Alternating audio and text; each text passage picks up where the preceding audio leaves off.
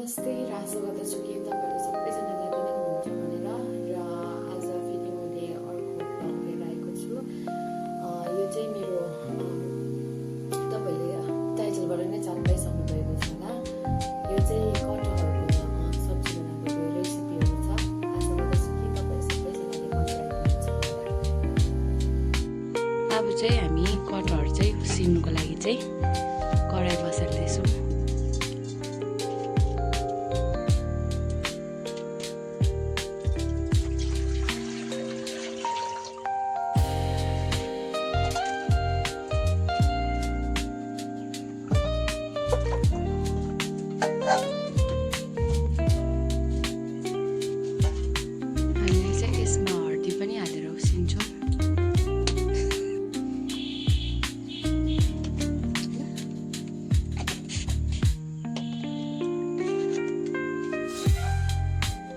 हामीले यसमा नुन पनि हाल्छौँ, तपाईँले हेर्न सक्नुहुन्छ।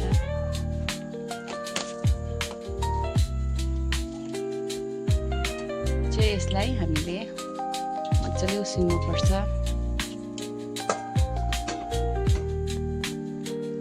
अहिले चाहिँ उम्लिन थाल्दैछ। अब चाहिँ हामी यसको लागि मसला के हाल्छौँ त्यो तपाईँलाई देखाउँछु।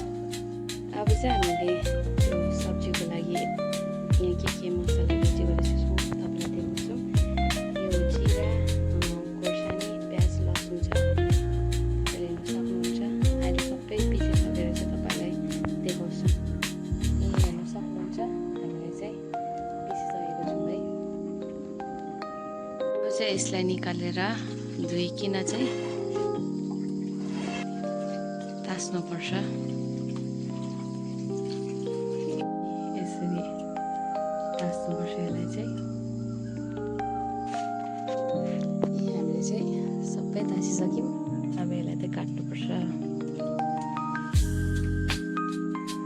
यसलाई चाहिँ यसरी काट्नुपर्छ।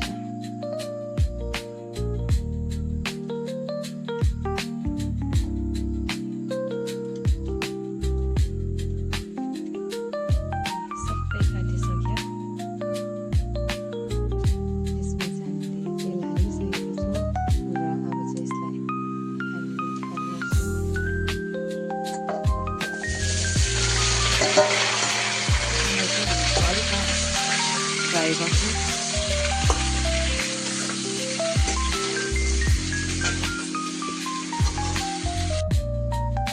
हामीले चाहिँ अब यसको सब्जी हाल्नुको लागि चाहिँ यहाँ हामीले मसलाहरू हाल्दैछौँ। अघि किनेको मसलाहरू हो, तपाईँहरूले देखिसक्नुपर्छ हामीले के हालेको छौँ भनेर। यसलाई चाहिँ अब मजाले यो पेस्टलाई चाहिँ पाक्नुको लागि हामीले छोड्नुपर्छ।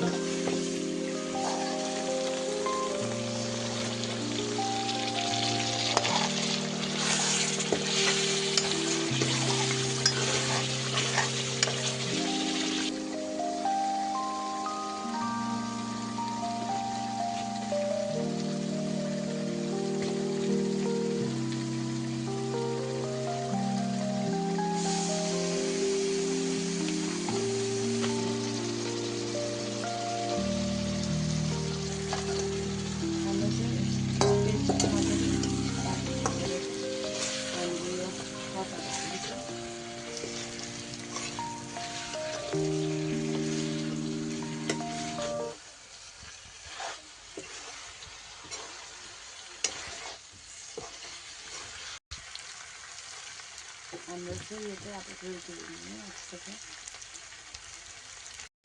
यो हाम्रो चाहिँ अब चाहिँ रेडी भइसकेको छ। यो हाम्रो चाहिँ अब चाहिँ रेडी भइसकेको छ।